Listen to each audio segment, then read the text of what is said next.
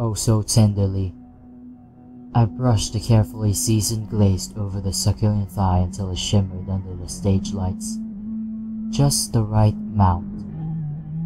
Too much and it overwhelms the meat, and that was the last thing I wanted to happen. I glanced up at the judges, who were walking around with their clipboards, wearing expressionless faces, checking boxes the rest of us couldn't see. As I placed the meat into the oven, I wiped the sweat from my brow and chanced to look at my competition. Mrs. June was scrambling now, looking full-on panicked as she wiped her hands desperately on her apron. My heart went out to her. She couldn't handle the stress. Her family was in the audience cheering her on, but they too looked rather worried. One of her children was crying. Then there was Mr. Alverson, who had bitten into his lip hard enough to create a dribble of blood down his chin while concentrating on the slab of meat before him. I suddenly became wary of the fact that I'd already gotten mine into the oven while they were still perfecting theirs. An alarm went off, and the head judge ordered everyone to place their dishes in the oven as they were.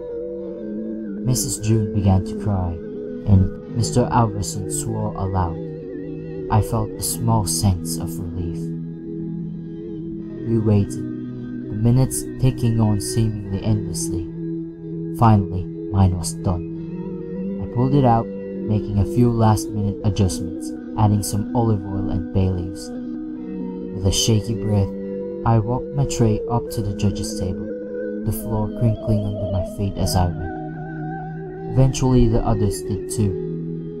We stood there, 3 in a row, all of us holding our breath as the judges began to cut off pieces from each of our meals and taste them, whispering amongst themselves and marking on their clipboards some more. Finally, the head judge stood up, addressing everyone in the room. A decision has been made amongst the 3 finalists.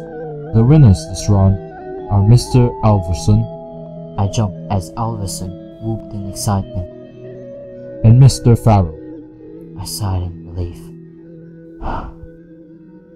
Mrs. June screamed. She began to beg and plead.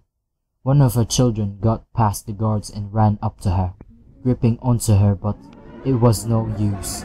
Several butchers rushed forward, tossing the child aside and grabbing Mrs. June. One slit her neck all the way across.